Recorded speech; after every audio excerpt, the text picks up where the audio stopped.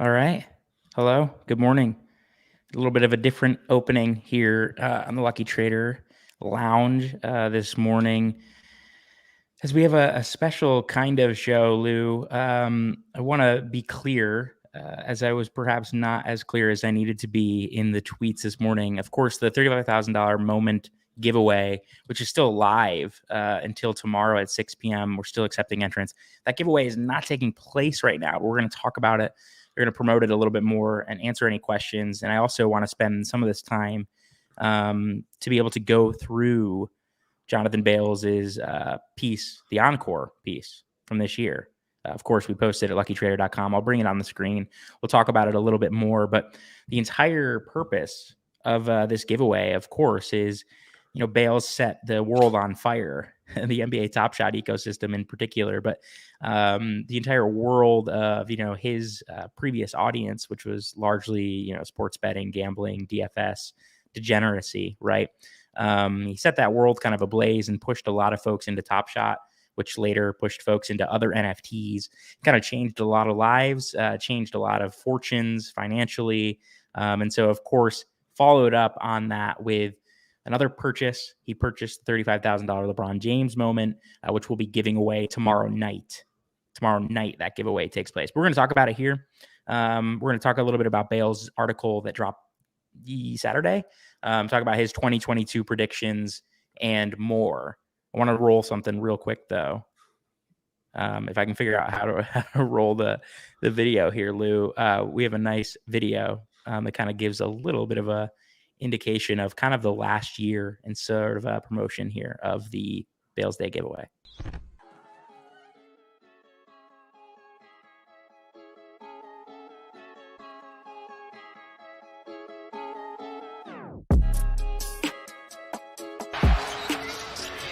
With a running start, elevate, oh, it dunks! Oh my goodness! Now it's DeJounte Murray, 1, 2, oh, chased down by James, blocked by LeBron. Bales article? Like, good for Top Shot? My God, look who it is. You want me to open? I don't know, whatever you deign to let us open, so you save the rest for your new collectibles show. Hello girl's mad at me right now. She said the same thing. Breeding's not till Wednesday.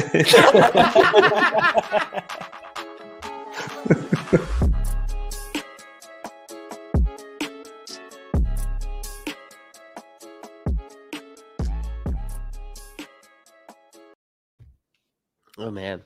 It's pretty wild. I get, like, believe it or not, I sort of get a little goosebumpy watching that. Lou. I mean, that's a great clipping job by John. Yeah. John Nanetti, of course. That. Yep. From Lucky Trader. Awesome. Just kind of recap of the last year. And of course, the highlights there of, Bales, the article and the moment that started it all, the $35,000 at that point in time, record-breaking, record-setting NBA Top Shot moment. Fast forward a year later, Bales has followed up with a $35,000 purchase. LeBron James, Series 1 from the top block. I'm going to share it on the screen here in just a second for folks. If you have not already seen the article, if you have not already seen the moment, you can go ahead and take a look at these things on luckytrader.com or, of course, via NBA Top Shot as well. But if you didn't already know, we're actually giving away this moment that Bales purchased the other day to kind of encore this year. And so if you're brand new, you're just hopping in to take a look there. It's really simple to enter. You can go to luckytrader.com. You'll find this article kind of featured everywhere on site. Take a look through. It gives you some insights into, again, why we're giving this away, why Bales made this purchase. And you can take a look at the moment that he purchased. Of course, it's that LeBron James Series 1 from the top, serial number 10. Nice little block there of DeJounte Murray from LeBron James. Purchased for $35,000. It's got a top sale of $100,000. I think a floor price of $44,000. $44,444. Average sale $41,548. We're giving it away, Lou, at luckytrader.com. We're giving it away tomorrow on stream. Club Top Shot stream, which will of course be simulcasted to this channel as well. Yeah. Pretty nuts. And I know that they were already planning a lot for that stream.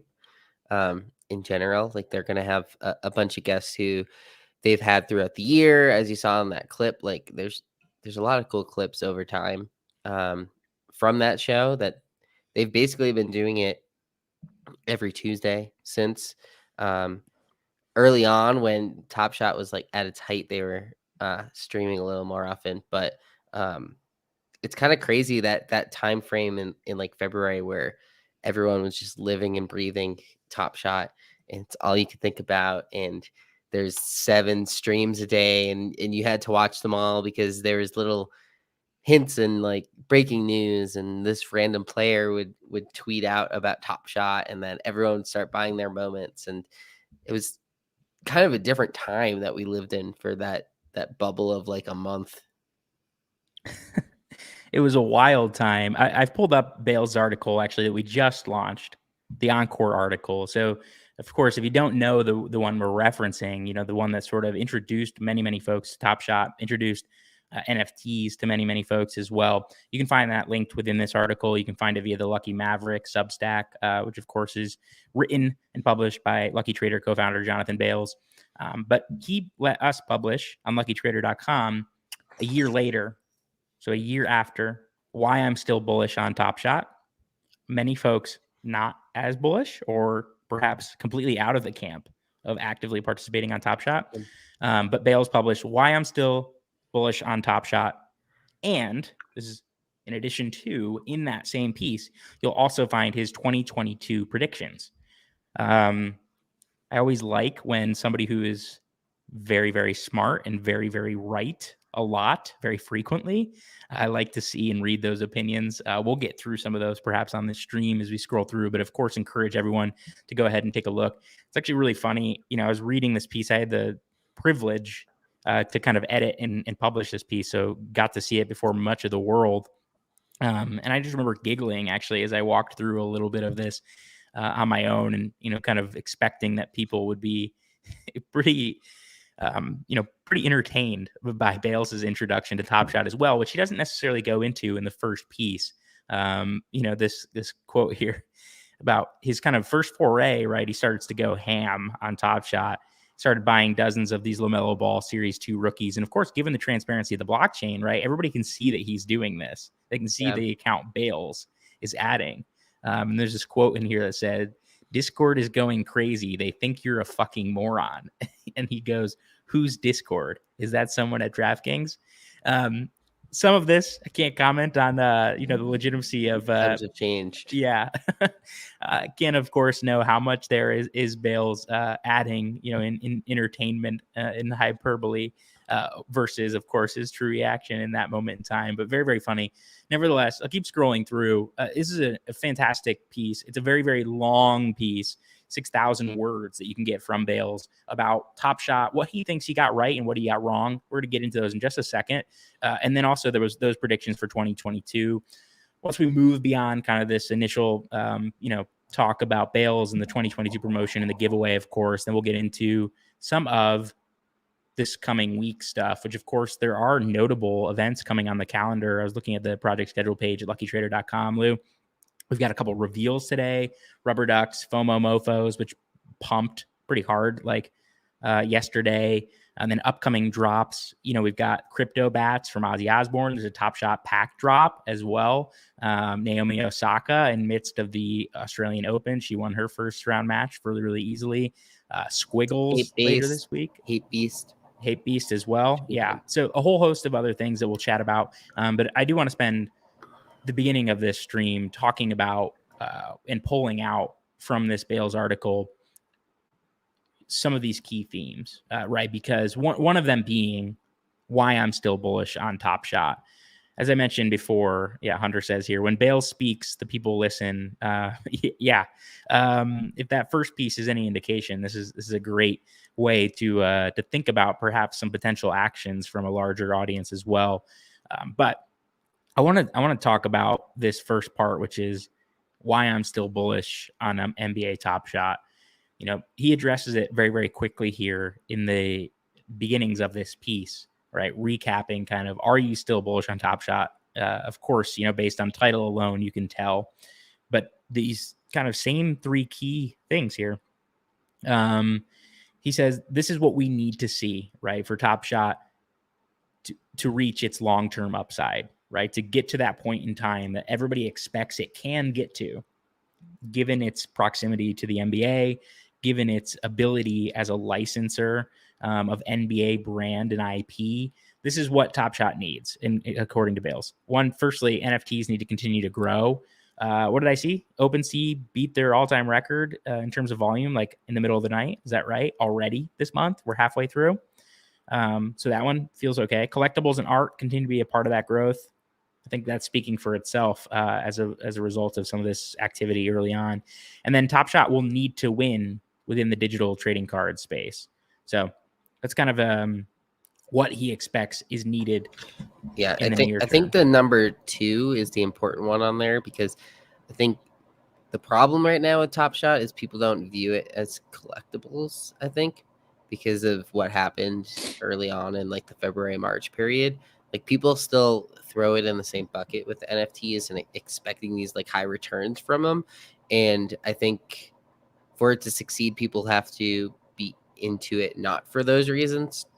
Maybe on like the high end stuff, but I think that's why a lot of people went off of Top Shot, because there's just other places to make these returns right now in NFTs besides Top Shot. So once it gets back to like the collectible idea and people are collecting it for the reasons of like trading cards, similar path, then I think it'll be able to have that ability to grow again.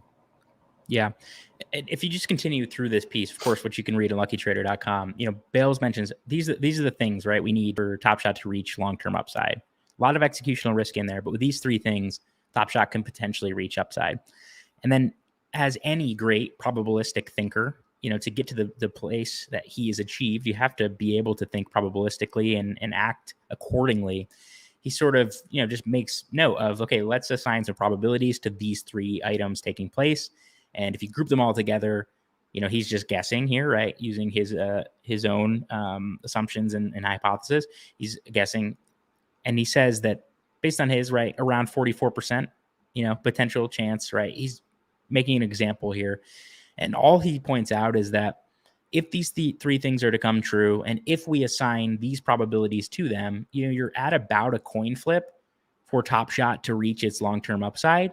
And at about a coin flip, a 10x on the moments that exist now in the marketplace is just like tremendous asymmetric upside, right? So again, just lots of potential opportunity. Bales kind of lays it out here. And this is why, based on these 3 things, based on the probability of these 3 things occurring, this is why somebody of Bales' magnitude believes still in Top Shot. And as you scroll throughout this piece, right, you kind of want that like, okay, well, prove it to me thing, right? Prove it to me that you still believe in Top Shot. Well, buying a $35,000 moment and giving it away, that's one thing. If you keep scrolling, and if you actually read in later in this piece, Bales he says quietly in here, bought $60,000 worth of Top Shot moments in August. When how many people were buying in August, Lou? Like, were you buying anything in August? I think I maybe bought a moment or two. I think there was like a little bit of a mini pump in August because prepping for like the new season to come out. That was probably before Series 2 came out, or Series 3 came out. Series 3, right? yep. So maybe people were like trying to scoop some stuff while the market was low before it started like picking back up. Yeah, it's probably that. See that little blip in there around August? Yeah, that might have been it. Right in here. So this is a funny graph. If you keep scrolling through, right, he talks about what he got right last year. Top Shot did increase exponentially. I mean, the chart.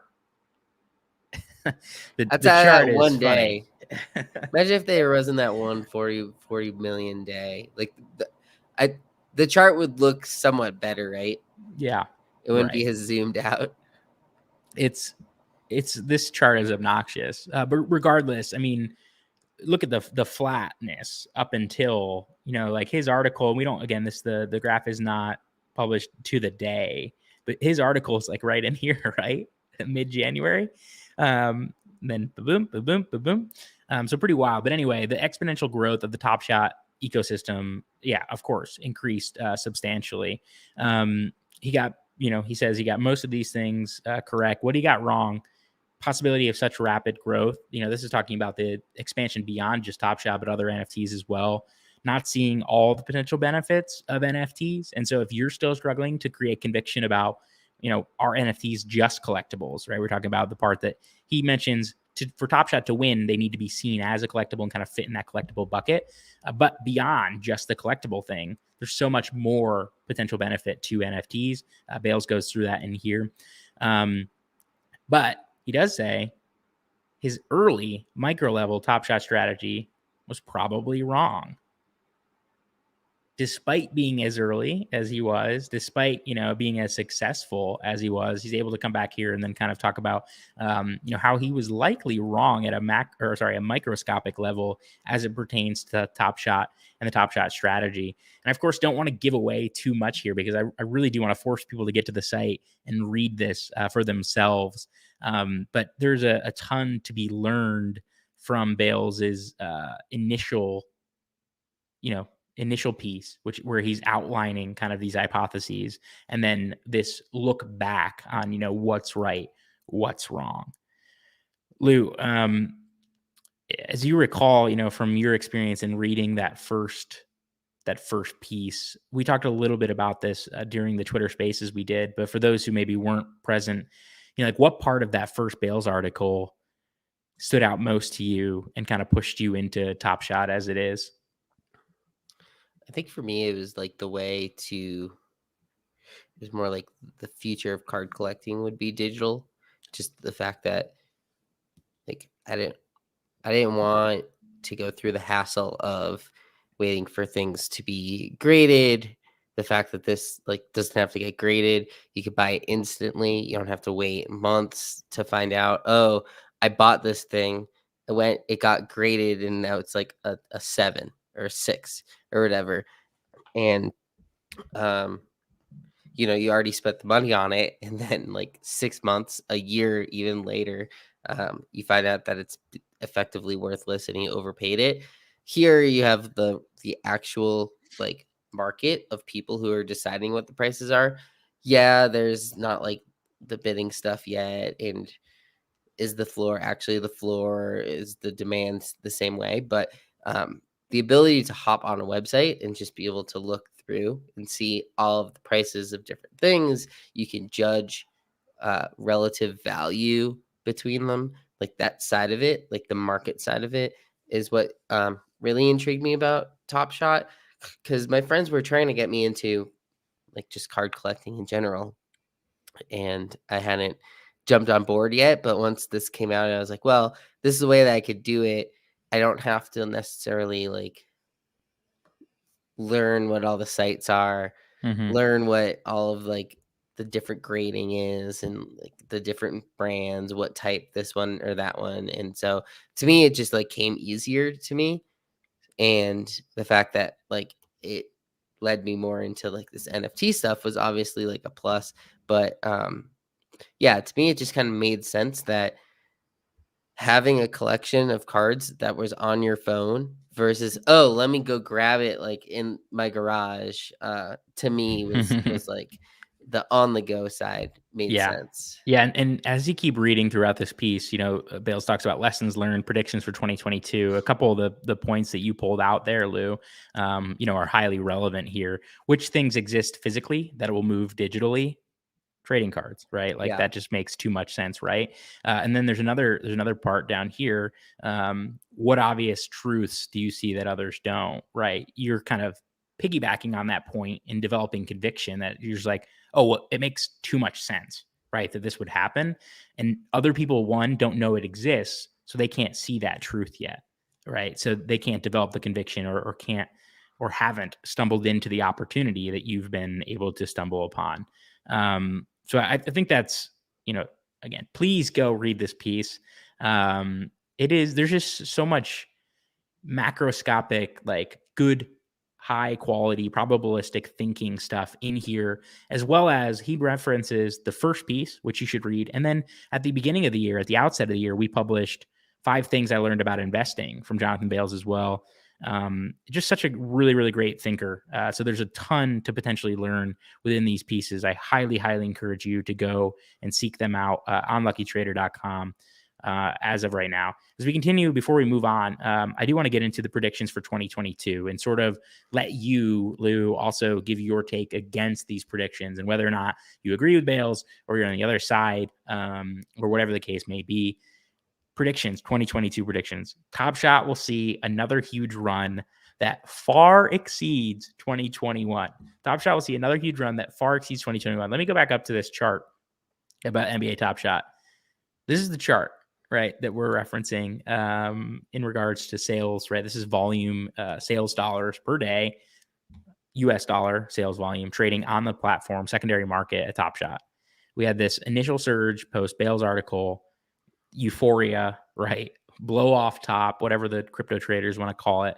And then, a little bit of like, okay, we're still here. And then a lot of not much, though, if you compare these, and if we zoomed in, of course we can't in this instance, but if we zoomed in here on this September 21st through January 22, this is still comparatively a strong growth against look at, up until that Bales article time, right? Still magnificent traction for the NBA Top Shot platform. So back to that first point though, Bales' first prediction for 2022, NBA Top Shot will see another huge run that far exceeds 2021. Your take, Lou? I mean, I don't think we're gonna have $20 million days like we were.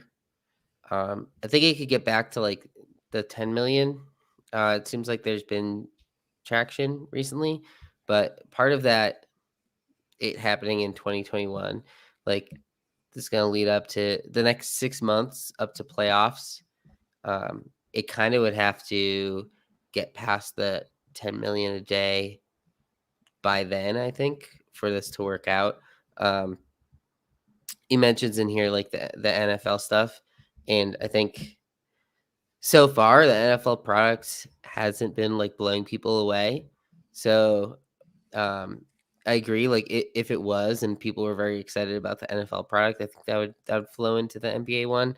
But so far, it doesn't seem like they don't even have a marketplace for it yet. So I'm not sure. I think like the possibility is there. I just think so many people are down on Top Shot right now that it's hard to really see it get back to 10 million plus per day. And I feel like that's what this comment really would mean, right? The exceeding means it'd have to get like 10 million a day again. Yeah, I'm not sure. Yeah, like with the flash challenges, they're all generally small movements. The big thing, and we see this with other NFTs, like the big thing is people have to start collecting the high end moments. Yep. So 2 things I want to just kind of piggyback on your thoughts of. I think it's difficult for me to fathom a run that exceeds 2021. We of course should not put it out of the realm of possibility. It's the number 1 prediction in Bales' piece here. So we'll see what happens. But I do want to say Top Shot has been, it appears recently, trying and in some ways, small ways, maybe succeeding in doing the types of things like via flash challenges, right, that would promote sustainable activity in the marketplace. You can call it artificial to some degree, right? But promoting activity in the marketplace, promoting different types of utility, promoting the need to be close to Top Shot and the some like interesting, fun ways to be involved and participate with Top Shot. And so if you haven't already heard about flash challenges, Lou built a piece. It's on luckytrader.com. What are NBA Top Shot flash challenges? It's kind of like this latest, feature edition, right? Where they're implementing some of those fantasy-esque things that a lot of folks got into Top Shot expecting that we haven't yet seen. They're sort of implementing that, allowing folks to create challenge showcases to win rewards, right? By sort of following a certain set of criterion. So it's unique.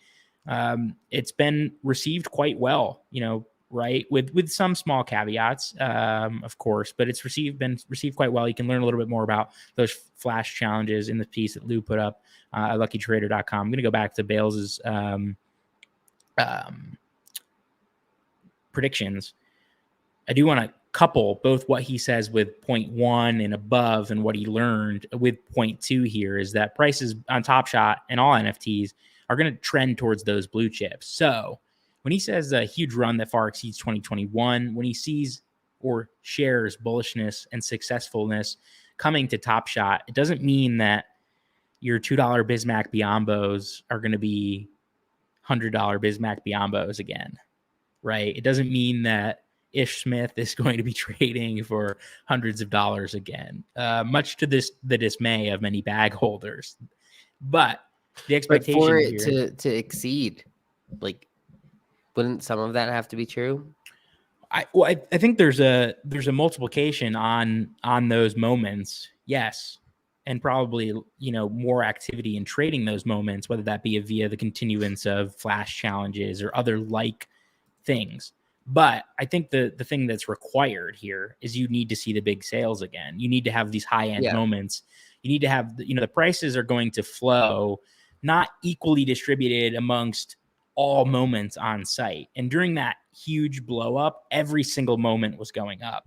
And so when those runs occur, that will happen.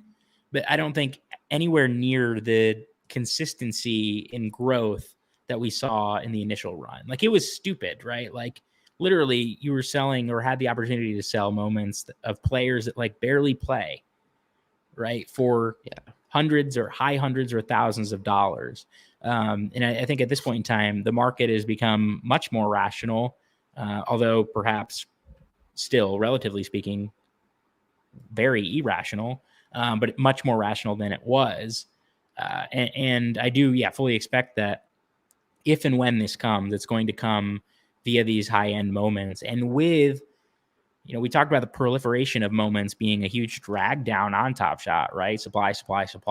But these top ones now, which many folks spoke about for a long time, these top moments now comparatively are much more rare, right? You see 40,000, 100,000 X supplies on certain things. Then you have moments for 59 supply, right?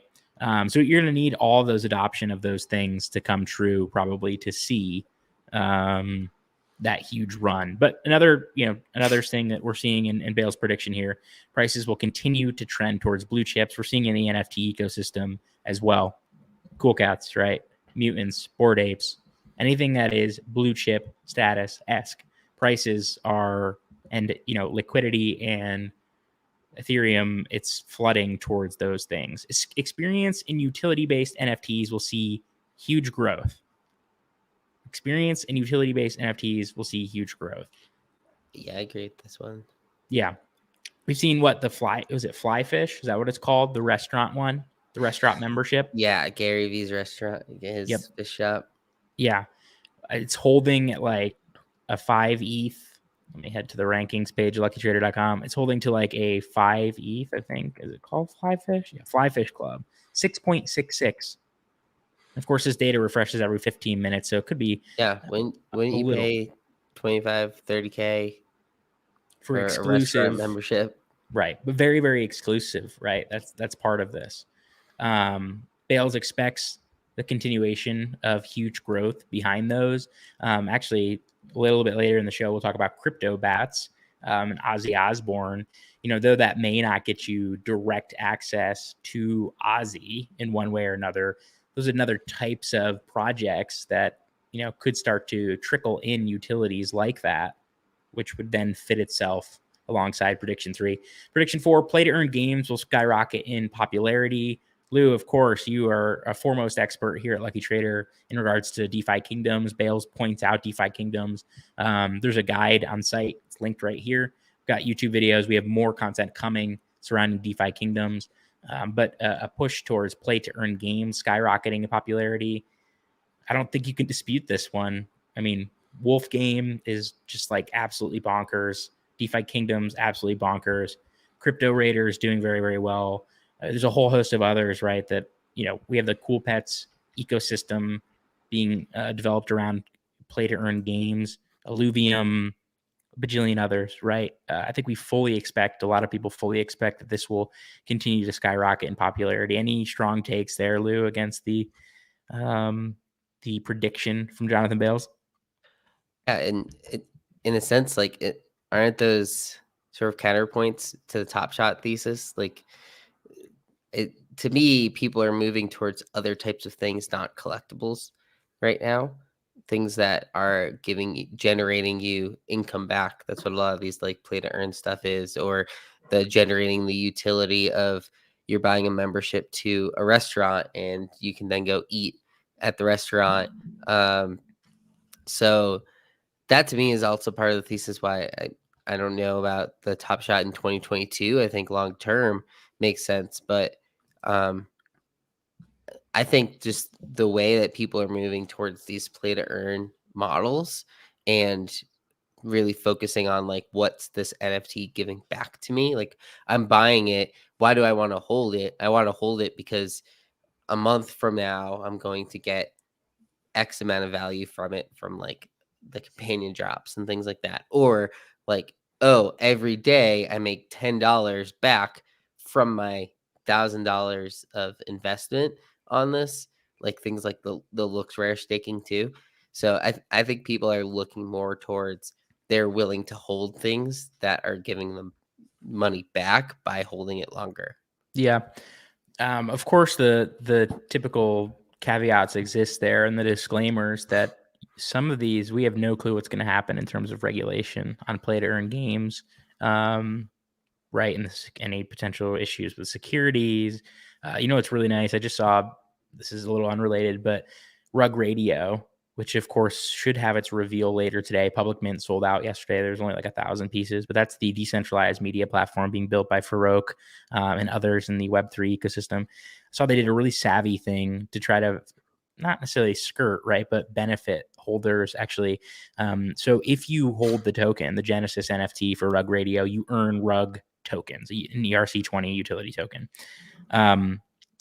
But they've made like some of these things claim versus airdrop to avoid the initial tax liability for folks, right? If it was an airdrop, you're kind of like at the mercy, if you're a United States citizen, of the, taxes. But if you have to pay a little bit to claim, you'd have to look up the law. I'm of course not a accounting or tax professional or legal professional in any way, so I'm not exactly sure how they do this, but at least what I was reading, because you have to pay to claim to earn these things, it doesn't necessarily constitute itself as an airdrop, and then you are not initially liable for the tax on claim.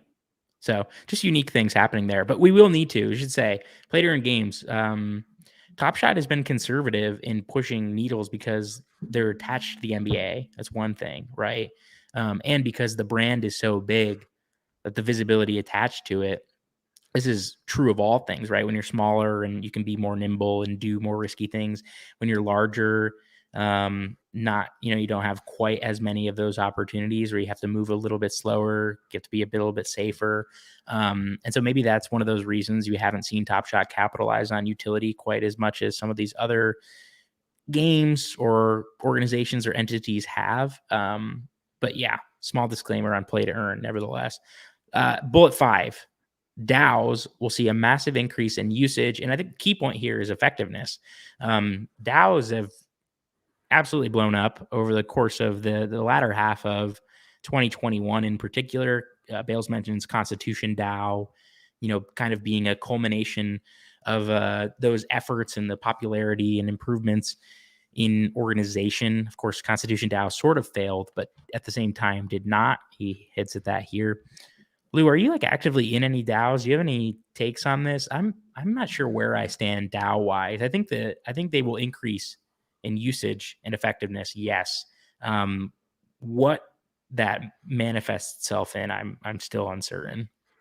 Yeah, I mean, I think DAOs, they make a lot of sense for like funding together money to buy certain things, or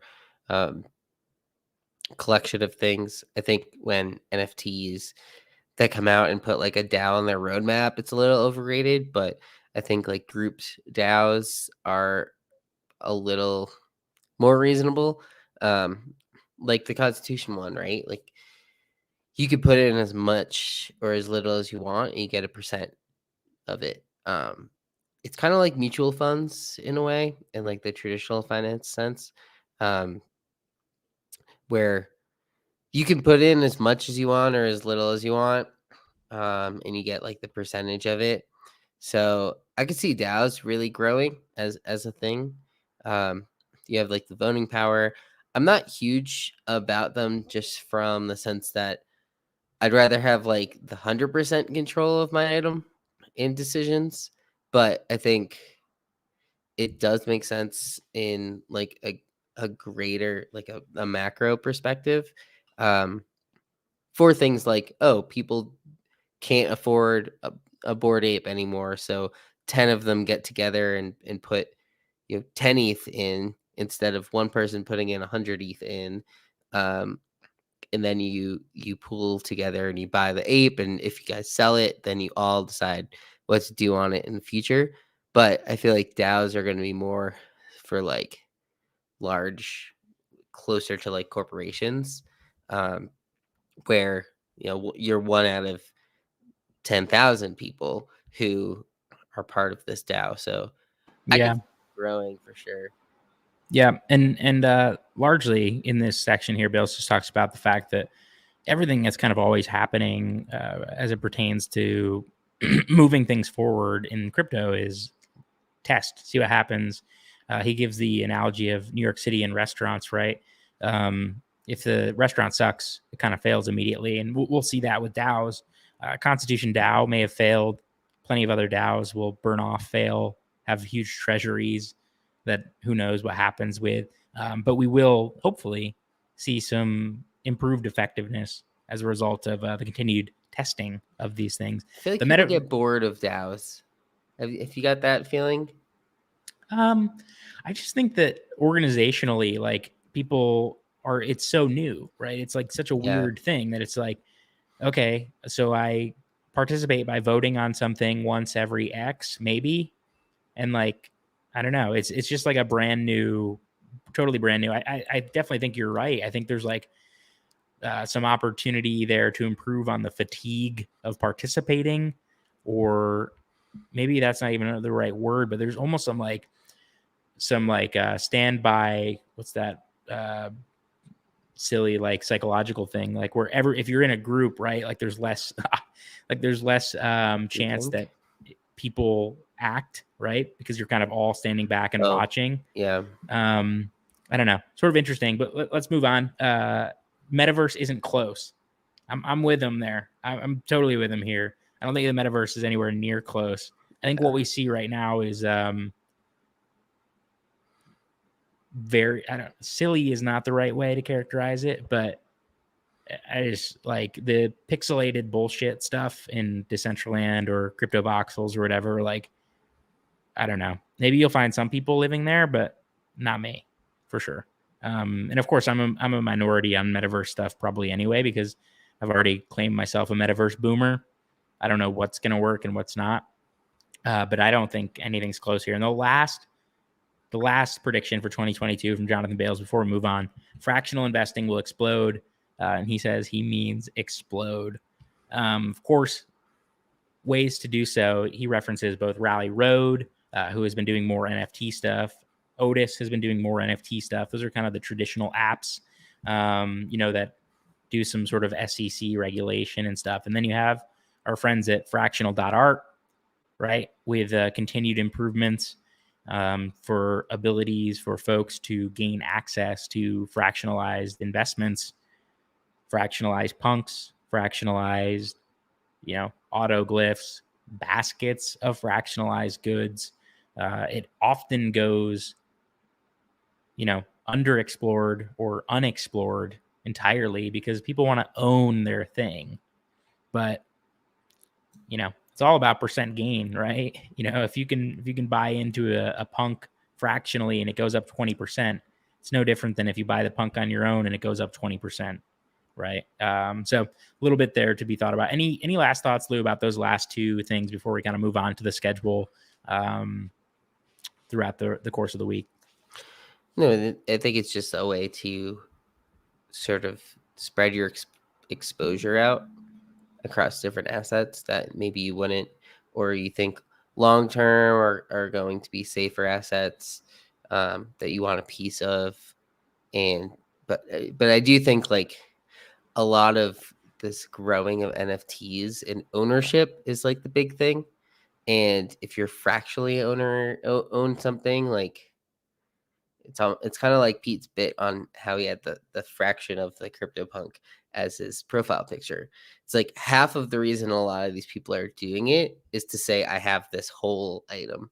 So I think it's just currently that's sort of the thing, but like long term it makes sense to like create a portfolio of items that you partially own, and then that's a way to that maybe like the bigger firms that get into it or people, that's a way for them to really like have a portfolio of assets. Muted myself. Yeah. I think personally, I think I'm underutilizing fractional and the ability to get access to these, these high value. For example, like I'm very, very bullish crypto, or yes, I am. I'm very, very bullish though. Cool cats, right? And I don't own a cool cat. I was fortunate to be allow listed as a toad holder to get some cool pets. So I'm looking forward to that. But, I did it for art blocks because my thought was like during the summer, I could never, I was never able to really like sit in on an art blocks drop. So I would miss a lot of art blocks. So that fractional was like my way of investing in art blocks. Like I could throw, 1 or 2 ETH at it instead of like buying them. So that's how I did it. It's more like things that you don't have exposure to that maybe you want some sort of exposure to. Like even now, like I think I own 1 or 2 art blocks just themselves, but you could buy like a piece of the full set. I'm never going to buy the whole set myself. Yeah. So that gives me the exposure that if people start collecting the set again and it goes up, then I have a piece of that as well. Right. Let's move into this week. So the first thing we should point out, if you're just joining, or if you've just joined in the middle of the stream, the giveaway is still open for entry until tomorrow at 6 p.m. Eastern. All you have to do is head to luckytrader.com, click into the article. I'll bring it on screen in just 1 second. Click into the article, and then fill out the form. So it's just a little embed via Gleam.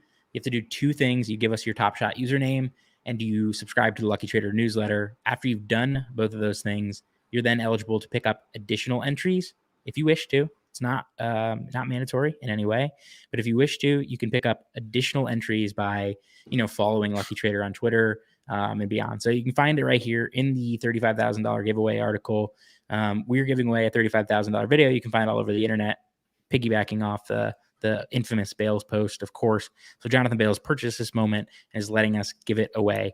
You can find it in there. There's still time until 6 p.m. Eastern time tomorrow, Tuesday, January 18th, when that finalizes. And then later that night, 9 p.m. Eastern, Club Top Shot 1-year anniversary stream. Of course, our close friends there, Peter Overzet. He'll be hosting. Lucky Trader co-founder Peter Jennings will be on. I will momentarily be on to do the giveaway portion, but you still have about 30 hours to enter. We have 11,385 entries. That does not mean 11,000 individuals. You can basically get 5 or 6 entries yourself if you go ahead and follow all those steps within. But let's move on.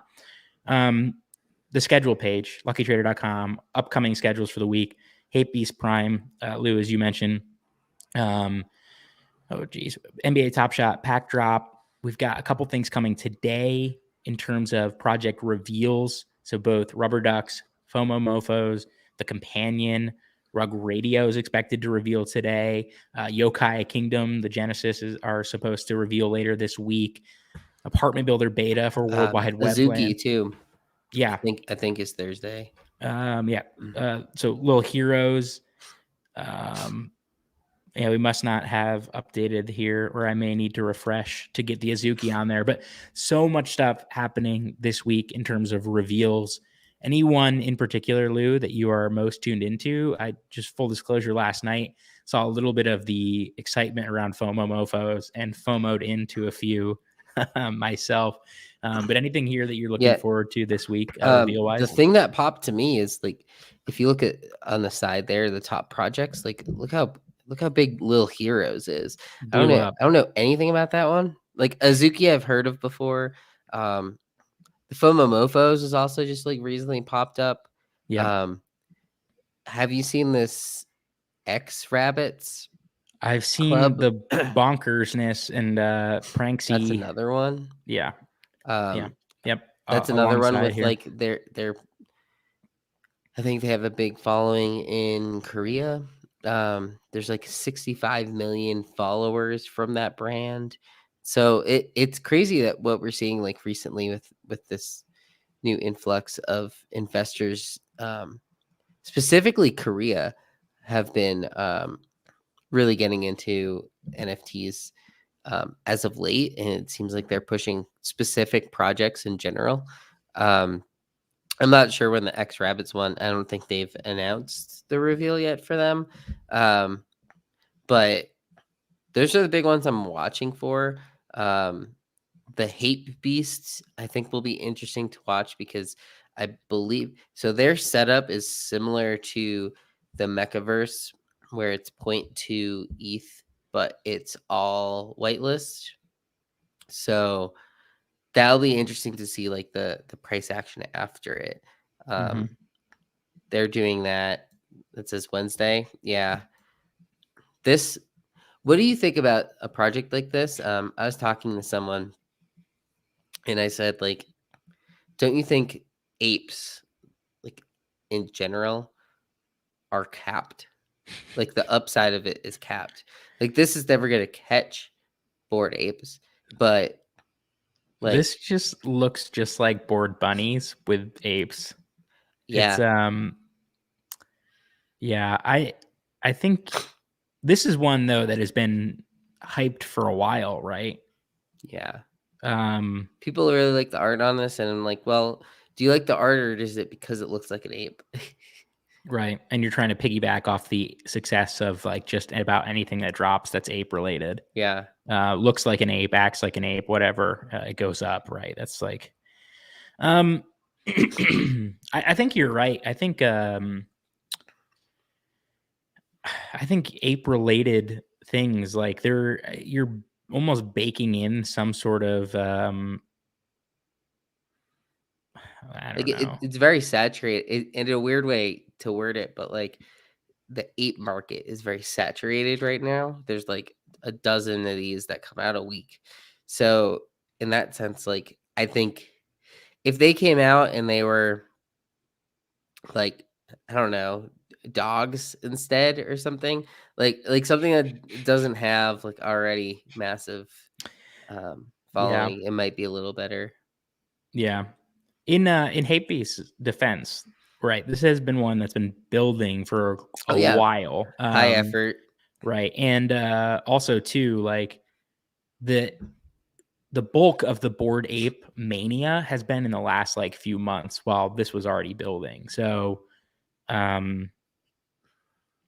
it's going to be wild. I mean, it'll do really well. I fully expect it will. Yeah. A lot of these very hyped projects though, we've seen not capitalize quite like we've anticipated. It's like, it's just very, very difficult to execute on the hopium that these projects provide. Like, people just expect free money. This is the best project ever, like almost for every project that drops, right? So it's almost better to like be the under promised don't need to deliver type team, like It depends on what you're going for also, right? Like this is a 0.2 drop. Like it's already saying that they're going to be higher end. So like if you're buying 0.2 and expecting it to be like a 2 ETH floor, which I could see that, but yeah, a for lot of these sure. other things are like 0.025 to buy in, and you're just looking for that one day that gets to like a point, it pumps up to like 0.25 ETH floor. So there's a little more risk involved in buying something higher, but Yeah. yeah. Well, yesterday you talk about Little Heroes, right? So Little Heroes topping the charts in terms of volume traded, like just crushing everything. There was some controversy surrounding the mint process, right? It didn't even get to the raffle, didn't even get to a public sale, like didn't get there. But Little Heroes went from 0.3, which was the pre-sale price. It was going to be 0.4 for public, to like, I don't know, 2.25 or something overnight, 2.09 we have right now. Of course, we refresh about every 15 minutes, so this could be a little behind depending on the volume. But just, here's your floor price chart. The project literally dropped yesterday. Here's your floor price chart, right? Like, I think Hate Beast. Why did these keep happening? Why doesn't it happen to the projects that I mint? I mean, like, I don't know, how realistic is some of this stuff where like the projects that come out and they're like 0.2 to mint. That's like, if this is a 0.3 to mint, like that's an expensive mint. And then it like immediately goes up to 2. Like you always wonder how sketchy some of these things are. Yeah, so this is a notable artist, Edgar Plans. Apparently been working against the, oh geez, what am I doing here? Probably have to accept these. I don't know. Been working against the Little Heroes IP for like quite some time. Yeah. So this is like totally fine to me. Like I have no issue with the success of the project or anything like that. And I'm not even suggesting perhaps that the price action or anything is not warranted. But it is completely bonkers. Like this specific one, but there's a lot of like the Hate Beast one is closer, kind of like what you said, to like the Bored Bunny. Like they're more, I want to say like it more advanced, but there's more push for, it seems like a lot of these that are high mint cost immediately go up. Mm-hmm. And then kind of flounder later. Yeah, it's a little bit of human psychology type stuff, right? Where like, I'll botch this, but things that get slapped with like the higher price tag are just naturally seen as like more valuable, right? And are kind of internalized by the consumer as like something that's better, even if it's the exact same thing as something that mints at 0.02 versus 0.2, right? They can be the exact same thing, but there's some human psychology baked in there that automatically makes the latter, the 0.2, more valuable. So it'll be interesting. Nevertheless, all these expected like to reveal. Hate Beast supposed to drop, right? I don't know that it said on the schedule page here. Let me go back and scroll through. If reveal was instant, my guess is not. I don't think so. Does not suggest that reveal is instant or not. But anyway, all those others, Little Heroes, right? Rubber Ducks did well yesterday. FOMO MOFOS is doing very, very well. Remember the Companion, this one got a lot of crap for its its roadmap was like, it's going to go up or something like that, right? Rug Radio, I think, is definitely a more legitimate one that's done well here, expected to reveal again.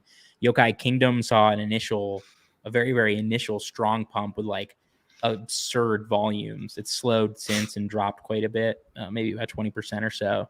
But a ton of reveals. This is a good time to point out, you can find all the assets. If you didn't already know, you can find all the assets and their rarities at luckytrader.com via the NFTs dropdown. We've made some improvements even in the last week to change the back end process for these rarity reveals, and knock on wood. If and when a project has like a pretty straightforward metadata set and like unfurls appropriately, we were unveiling rarities in 1 to 3 minutes. 1 to 3 minutes over the course of the last few days. So Yeah, the Yokai Kingdom one's kind of interesting because people are sort of like, as we mentioned earlier, kind of thirsty for these games, and that one is more of like it's a card game, and I think the ability to create a card game might not take as much time as some of these other like PvP kind of games, MMOs. So to me, like betting on a card game that is more likely to come out this year. This is the Ducks.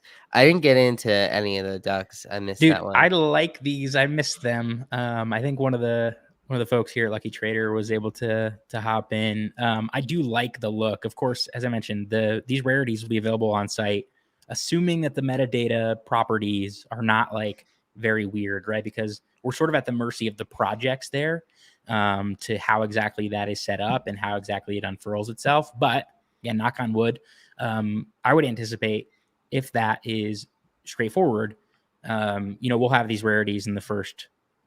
Tony will probably kill me if I give any sort of,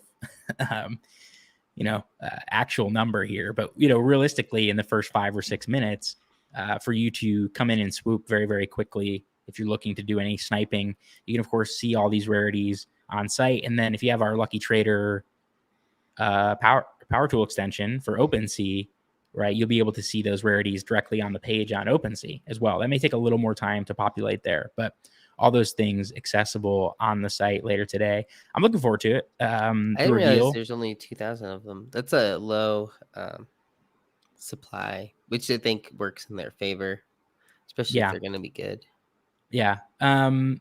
This is an interesting day. Like, it's going to be a pretty wild day of reveals. And of course, it's a holiday, MLK Day, right? So we have a lot of people home from work or not working, given the national federal holiday in the United States. We've got snow, snowing. I have not even peered outside, but it's just been snowing for like what I believe to have been, like 16 hours straight or some silly thing here on the East Coast. So, we got a lot of people inside. We got a lot of people not working. And we got a lot of NFT reveals later today. And we have volumes pumping. I don't know what's happening to the coins, but if they're kind of stagnating, that's probably good, right? It looks like ETH is down about 4%, which is typically good for NFTs. It could be a bonkers day in the NFT world for sure. Like, we'll see what happens to Rubber Ducks. We have a handful of. I'm a big Duck fan, as folks I think are aware. I'm a Sup Ducks guy on Twitter.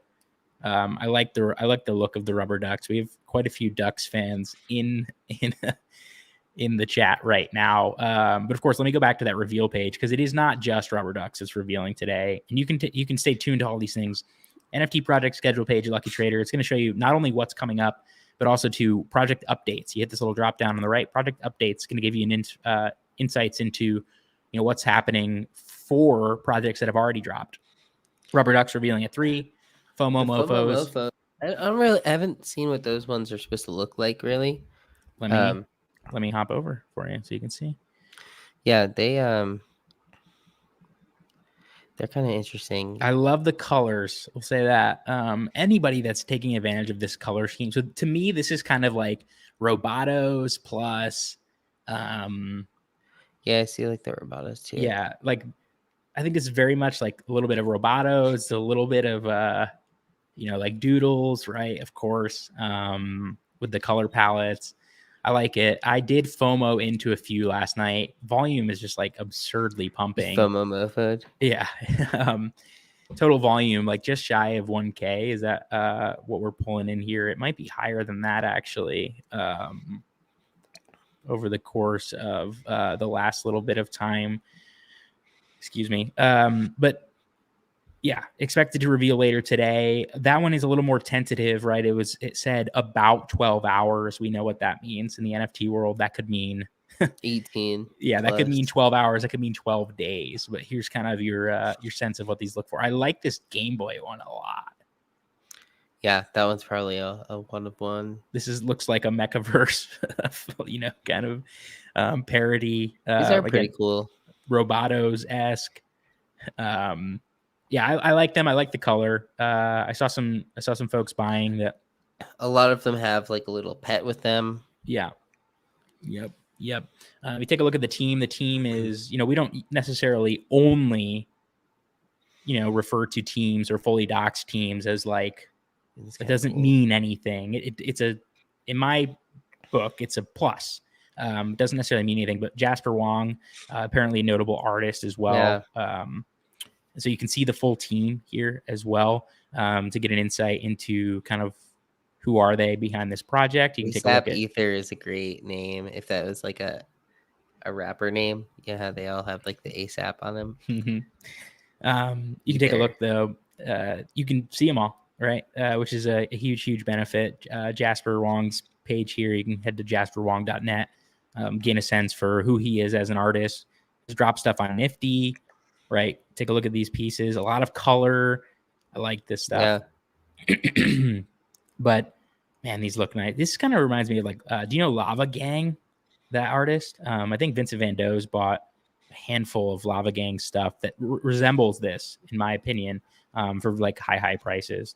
Of course, doesn't necessarily mean it replicates itself here, but you can scroll through and gain a sense for kind of one, who Jasper has provided work for before, a sense for the art itself. I've mentioned time and time again, and it's sort of cliche, right? That people are like, oh, buy stuff you like, right? Because if it goes to zero, at least like you maybe like it. I definitely hope these don't go to zero, right? Of course, we all hope that these things don't go to zero. But if they do, I do actually like the look of these. Yeah, was there a time on that? Yeah, so it says via the tweet. Let me go back to the project schedule page. Lucky Trader. I'll just do this. It says around 5 p.m. per a tweet from about 5:30 a.m. Eastern time. So this tweet, let me pull this up. It's from 5:30 a.m. this morning. Reveal in less than 12 hours from the FOMO MOFO team. So anywhere between now and 5:30 p.m. Eastern time, that's what we've been led to believe. Of course, the best way to know, if you're not already following the FOMO MOFO page, is to, of course, follow our curated news feed, Lucky Trader NFT News. This is going to give you all the insights into what's taking place, what's happening throughout the course of the day, right? So you can follow that curated news feed, and you'll get insights into when it's dropping, when it's launching, and then same thing goes. Assuming that the metadata is not like anything weird, assuming that the reveal takes place in a somewhat normal way and it happens, right? Then you will see those rarities on site at luckytrader.com very, very quickly thereafter that reveal. You can see those are the super rares that we were seeing, Lou, the Game Boy, super rares. But yeah, probably a one of one. God, man, I really like that Game Boy one.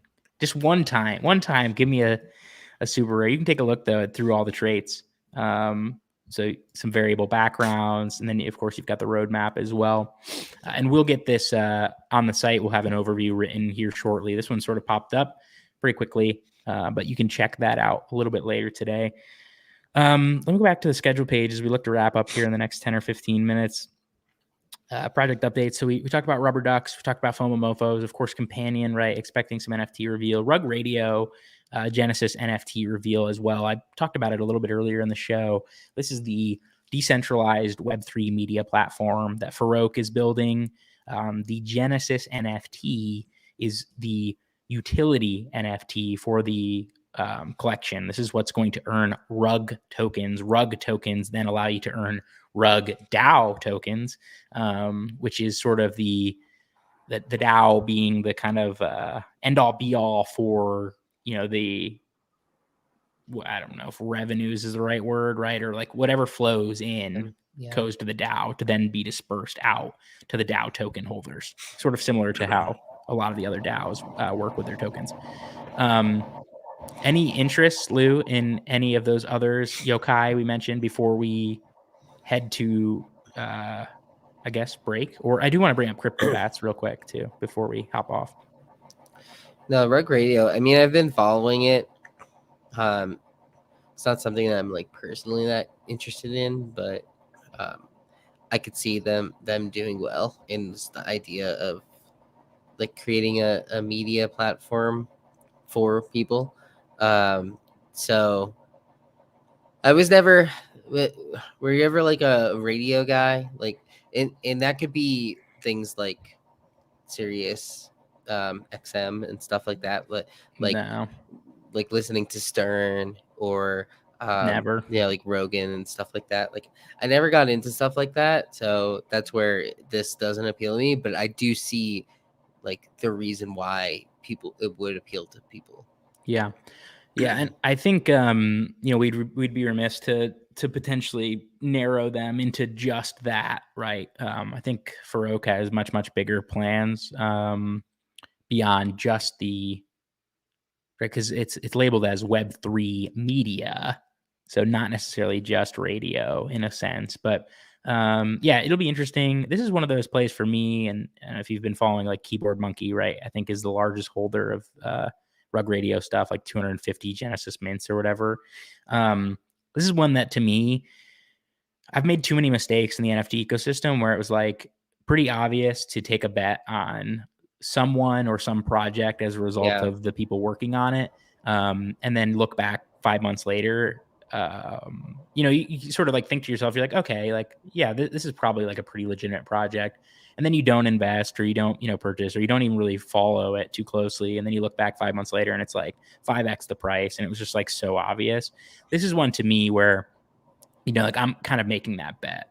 It's like, I don't know that Farouk and company are going to be able to capitalize on this, but if I'm thinking probabilistically, like even if they don't seem to get it perfectly right, they've got the right type of people behind it. They've got the right, incentives. It's the right type of person and team that now has staked their reputation to it.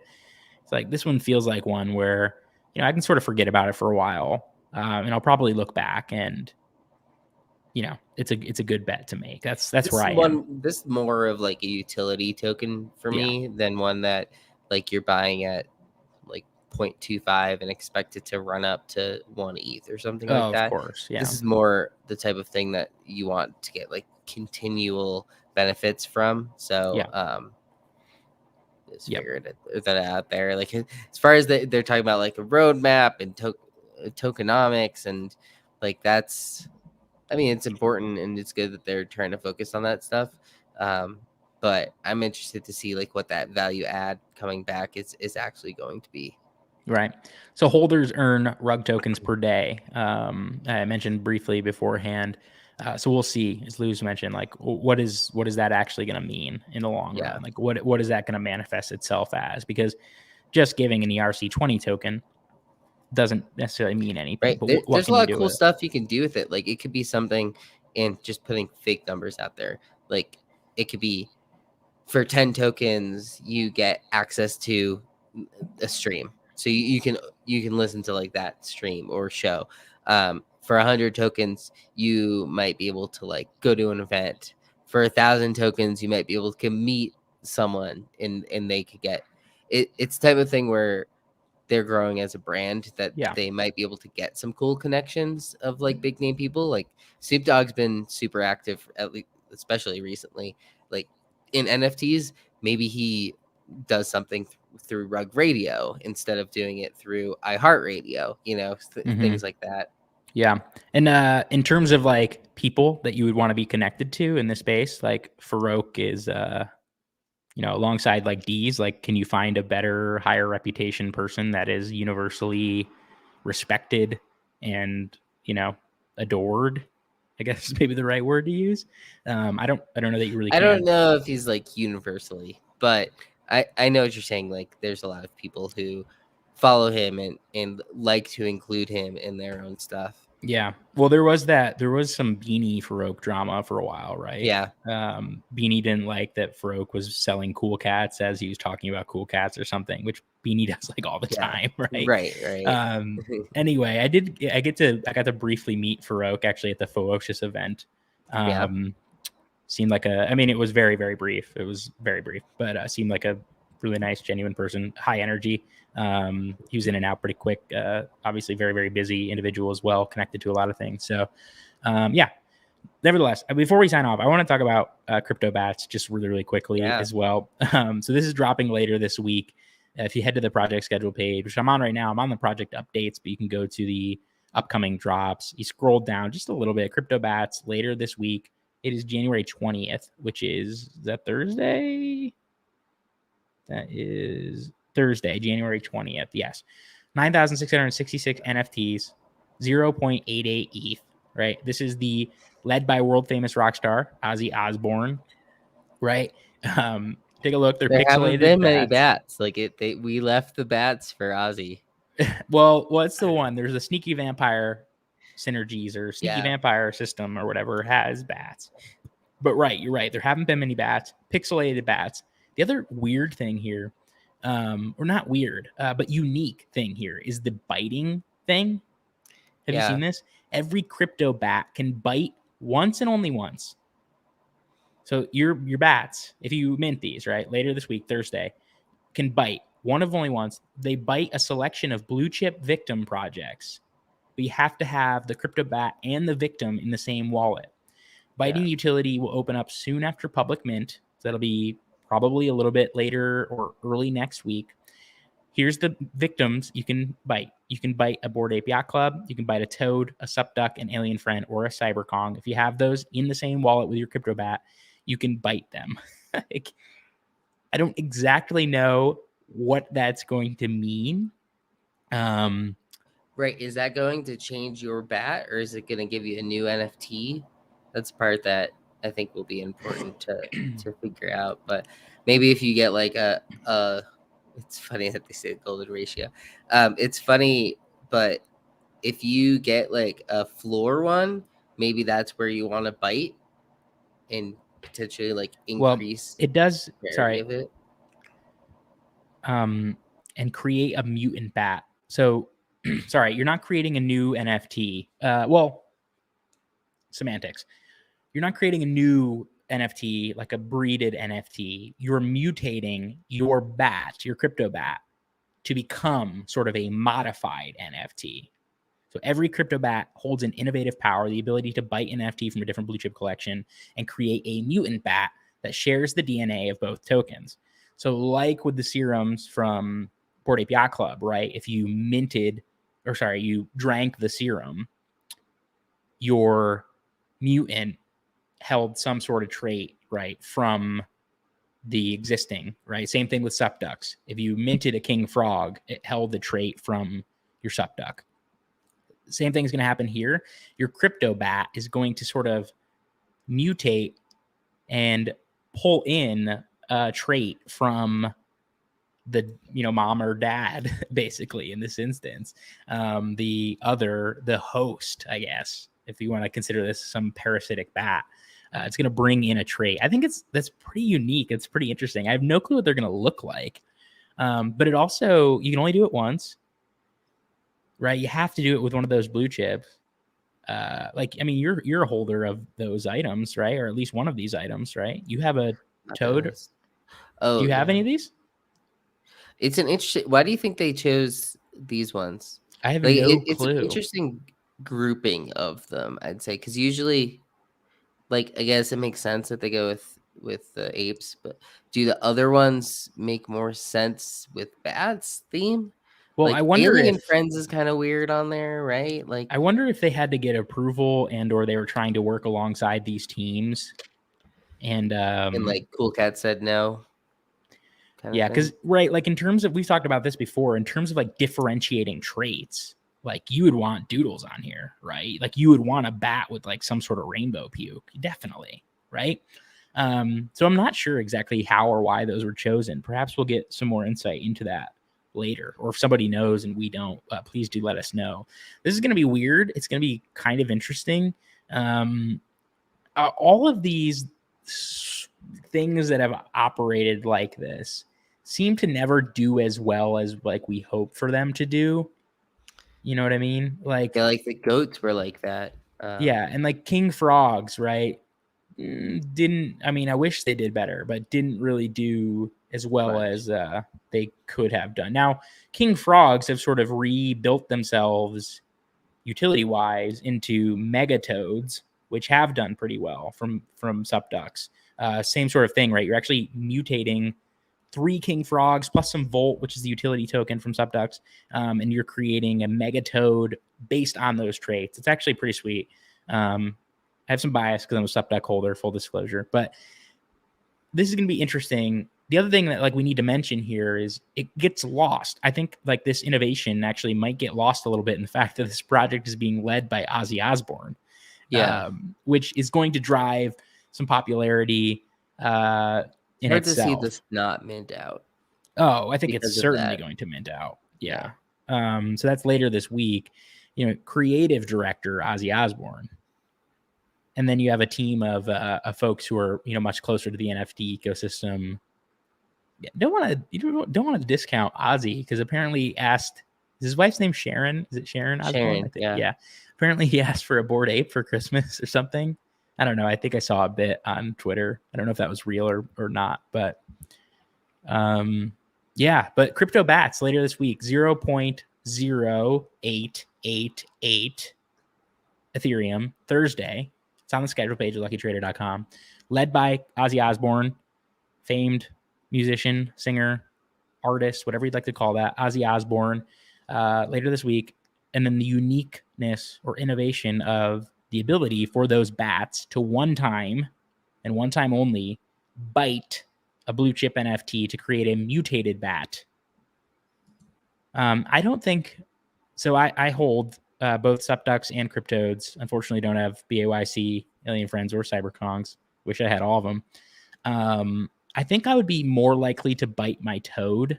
I have a toad with Gremlin eyes that I really like, as opposed to biting my Subduck, which is like my Twitter avatar and everything. If I pull this up, the Subducks.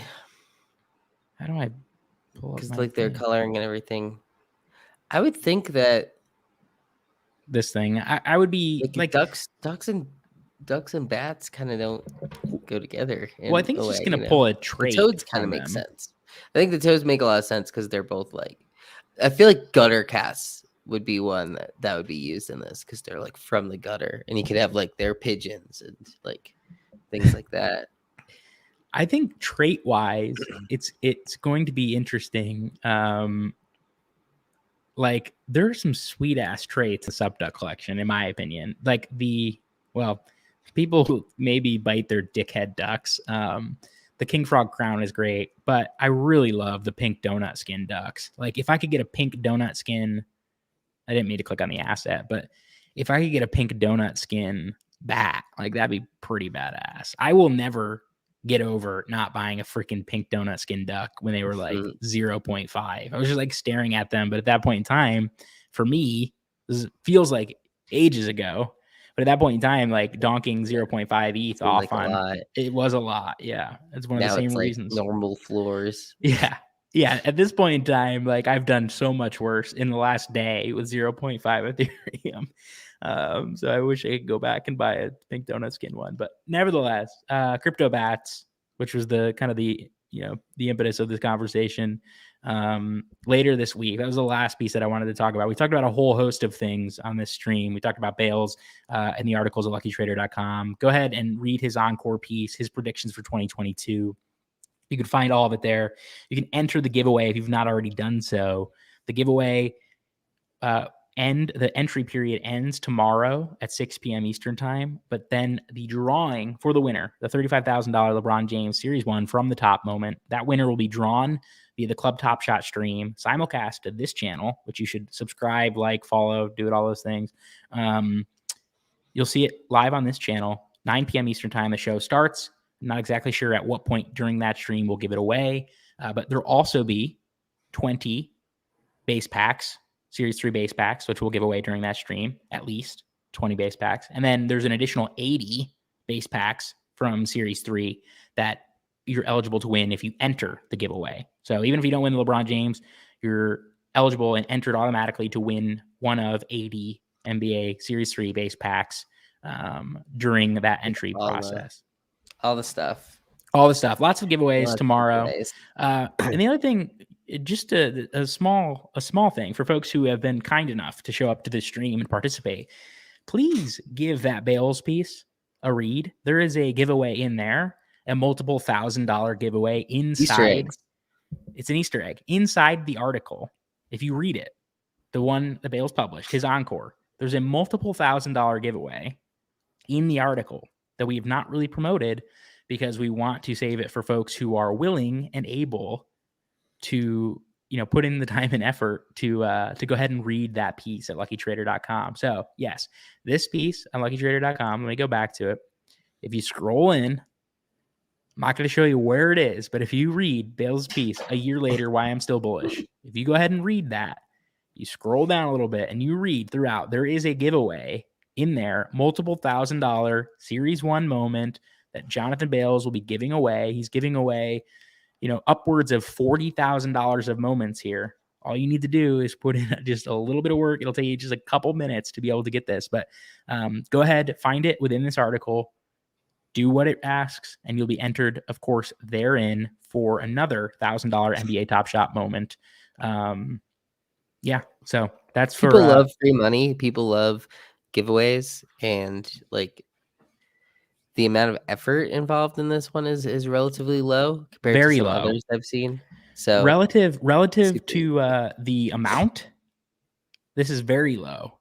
yeah. The $35,000 moment, you have to click 3 buttons and type maybe 7 characters, and you're eligible to win a $35,000 moment. Yeah. You are eligible to win a $3,000 plus moment. I think the floor is $3,000 on the moment that's the giveaway within this article. You're eligible to win the base packs, which are $9. All you have to do is click a button, and whatever you pull in those base packs could be worth hundreds of dollars or thousands of dollars. So very, very, very small ask for folks. Please do share it as well. There's an option that if you get through that giveaway, the big giveaway, you can earn extra entries if you share it on Twitter. So share it with your friends. Tell your friends. But we welcome everyone to do so. Hopefully see everybody on the stream tomorrow night. We'll be talking about it more tomorrow. I'm going to roll this little video one last time before we sign off. It just gives some insight into kind of the details and shows you the moments. And of course, we should give another bit of credit to John Nanetti from Lucky Trader who built this. It's really freaking awesome. I'm going to roll this and I'm going to say goodbye. We're going to turn it off and then we will chat with you guys throughout Twitter and the Lucky Trader Discord throughout the course of the week. Thank you. Thank you for watching. Have a great day.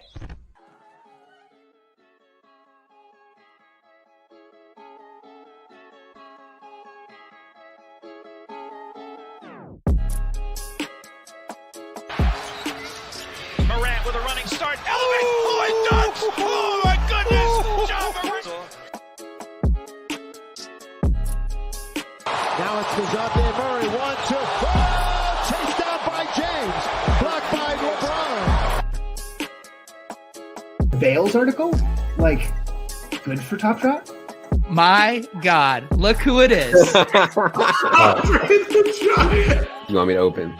I don't know, whatever you deign to let us open so you save the rest for your new collectibles show. Hello girl's mad at me right now. She said the same thing. Breeding's not till Wednesday.